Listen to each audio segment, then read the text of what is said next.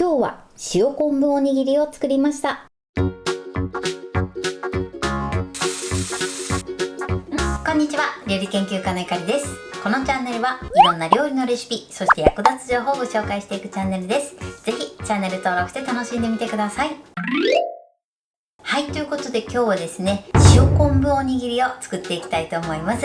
今回ですね、おにぎりの中に塩昆布を入れて、その他にもね、旨味のあるものを入れて仕上げていくんですが、混ぜておにぎりにするだけなのですごく簡単です。さらにですね、今回はそのおにぎりのアレンジバージョンを3パターンご紹介していきたいと思います。材料は手軽で作り方もすごく簡単です。ところどころポイントもありますので、ぜひ最後まで楽しんでみてください。それではどうぞ。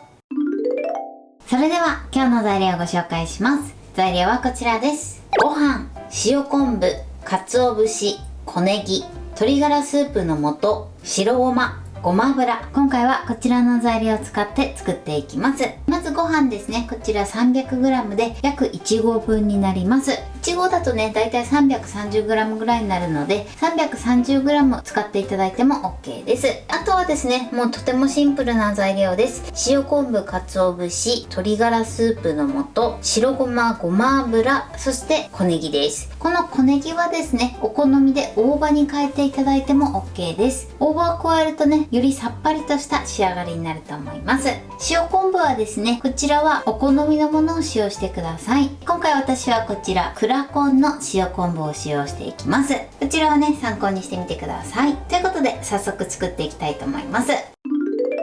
それではね、作っていきたいと思います。まずはじめに小ネギを切ります。こちら小ネギはですね、根元を一度切り落としてください。そして切りやすいように半分に切って、また半分に切ります。あとは切り口を揃えて小口切りにしましょう。すでにね、小口切りになってるのも売ってたりするので、こちらを使っていただいてももちろん OK です。では切っていきます。はい、小ネギはこれで OK です。このように切ってください。ではね、あとは和えていくだけなのですごく簡単です。まずボウルにね、温かいご飯を入れてください。そしてここに鶏ガラスープの素、白ごま、そしてごま油、あとは鰹節、そして塩昆布。まずこれだけをね、混ぜてください。小ネギはね、たくさん混ぜてしまうと水分が出てきてしまうので、後から加えていきます。それではよく混ぜていきます。今回ね、塩昆布をね使っているんですが、塩昆布をね韓国海苔にしていただいても美味しく召し上がっていただけます。アレンジしたい時はね、是非韓国海苔でも作ってみてください。はい、 OK です。このようにしっかり混ぜてください。この時ね、ちょっとご飯が硬かったりパサつきが出てしまった時はラップをしてね、一度電子レンジ 600W で1分ほど加熱してみてください。そうするとね、まとまってくると思います。そしたらですね、ここに小ネギを入れます。そしてね、さっくり混ぜてください。はい、 OK です。このように均一になるようにきちんと混ぜてください。では握っていきます。今回は100円ショップのおにぎりを握るね、便利グッズを使って作っていきたいと思います。こちらまずね、内側を軽く濡らしてください。そしてここにおにぎりのご飯を入れます。蓋側もね、濡らしていただいて、そしてギュッと蓋をしてしっかりね、押さえつけましょう。こんな感じです。このようにね、美味しそうに仕上がってます。それでは残りも同じように握っていきます。もちろんね、手で普通に握っていただいても OK です。はい、握り終わりました。このように美味しそうに仕上がってます。中にですね、チーズを入れたりね、何か具材を入れていただいてもね、美味しく召し上がっていただけます。おにぎりはこれで完成です。それではですね、今からアレンジバージョンをご紹介していきます。先ほどとね、同じおにぎりをまず作ります。温かいご飯に塩昆布、白ごま、鰹節、そして鶏ガラスープの素、あとはごま油を加えます。これを一度よく混ぜましょう。これはね、さっきと同じなので、この部分は割愛していただいても大丈夫です。よくね、混ぜてください。そしたらここに切った小ネギを入れます。そしてサクッと混ぜましょう。はい、これで先ほどとね、同じご飯の完成です。ではこちらもね、同じように握っていきます。そしたらこちらもね、便利グッズを使って握っていきたいと思います。はい、そしてかぶせてギュッと押さえつけます。はい、こんな感じです。では残りもね同じように握りましょう。はい、そしたらですね、こちらのおにぎりをですね、もう一度しっかり握ってください。この後ね、ちょっと焼いていくので、きちんとね、ギュッと握っておかないと形が崩れるので、しっかり握ってください。こうやってね、2回握るのが面倒な場合は、最初からね、手でしっかりめにね、握ってください。ではね、残りも同じように握っていきます。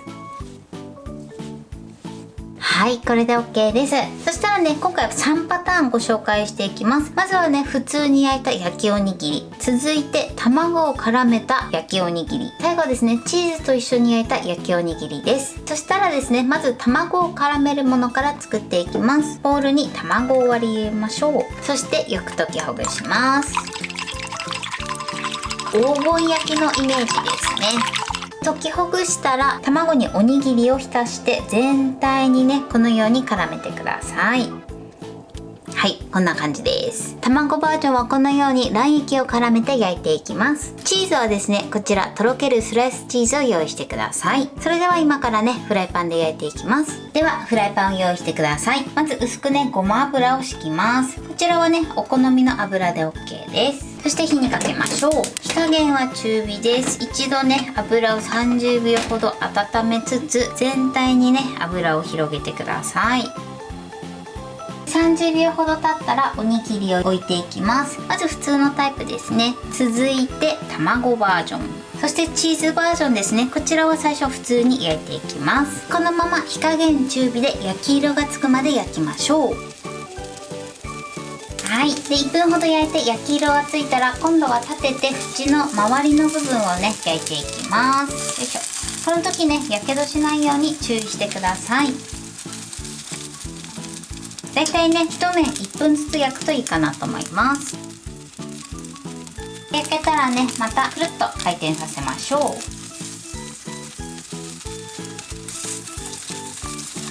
はい、で側面焼いたらですね、今度は焼いてない一番反対側の部分ですね、こちらを下にして焼きます。ここでポイントなのがチーズバージョンですね。チーズバージョンは一旦取り出して、そしてチーズをまず置きます。チーズを置いたらおにぎりを置きましょう。焼いてない部分を下にしてください。あとはねこのはみ出たチーズをちょっと側面に沿わせてあげましょう。はい、これでねいい感じに焼き色がつくまで焼いていきます。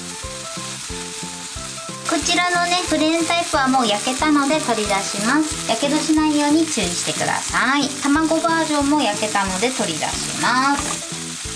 あとチーズバージョンですね。はい、こちら底の部分が焼けたら今度はね側面についたチーズもね焼いていきましょう。はい、OK です。取り出します。これでアレンジ3パターンの完成です。1個はね普通の焼きおにぎり、1つは卵を絡めたね焼きおにぎり、そして最後はチーズを一緒に焼いた焼きおにぎりになります。こちらのアレンジもすごく美味しいのでぜひやってみてください。はい、これで塩昆布おにぎりの完成です。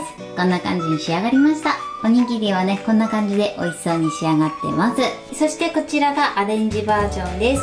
左からチーズ、そして真ん中が卵、そしてこちらがただ焼いたねプレーンタイプの焼きおにぎりです。この3つもねすごく美味しいのでぜひやってみてください。これで完成です。それでは早速いただきたいと思います。では手づかみで失礼します。いただきます。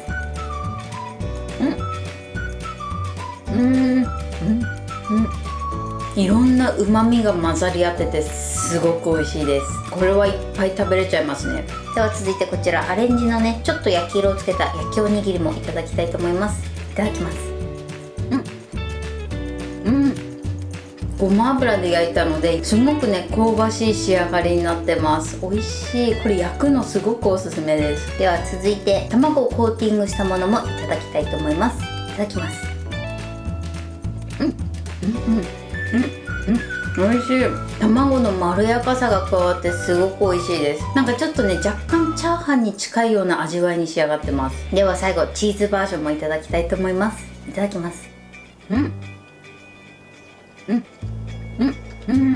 チチーズの香ばしさとコクが加わってすごく美味しいです。はい、ということで今日も美味しく仕上がりました。今回の塩昆布おにぎりのポイントです。まずですね、もう今回はね、もう混ぜるだけなのですごく簡単です。今回塩昆布おにぎりということで塩昆布を入れてるんですが、こちらね、韓国海苔に変えていただいてもすごく美味しいので、ぜひね、両方やってみてください。あと小ネギに関しましては、こちらはね、大葉で代用していただくとよりさっぱりとした仕上がりになります。大葉も美味しいので、ぜひね、こちらも試してみてください。そして小ネギに関しましては、調味料を合わせて、そして最後に加えてふわっと混ぜるようにしてください。小ネギを加えてよく混ぜてしまうと小ネギから水分が出てしまいますので、こちらは必ず最後に加えるようにしてください。そして今回はですね、アレンジバージョン3パターンご紹介しました。一つはごま油でベーシックに焼くものと、もう一つは卵をコーティングして焼くもの、そして最後はですね、チーズを溶かして焼いたものになります。こちらね、3種類ともどれもね、香ばしくて、さらに味もね、ぐっと変わってくるので、ぜひこちらも試してみてください。個人的にね、卵がすごくおすすめです。味の変化が結構明確にあるので、ぜひこちらをやってみてください。あとはね、このおにぎりの中に何かお好みの具材を入れていただいてもいいかなと思います。材料は手軽で作り方もすごく簡単です。とても美味しいので、ぜひ作ってみてください。はい、ということで今日は塩昆布おにぎりを作りました。私のチャンネルでは他にもたくさんいろんな動画を配信してます。ぜひチャンネル登録して楽しんでみてください。そして Twitter、インスタ、Facebook、TikTok、こちらにもいろいろアップしていますので、ぜひいいね、フォロー、シェアしていただけたら嬉しいです。よろしくお願いします。ということで今日はこの辺で終わりたいと思います。本日も最後までご視聴いただきありがとうございました。ぜひグッドボタンもよろしくお願いします。それではまた次回の動画でお会いしましょう。バイバイ。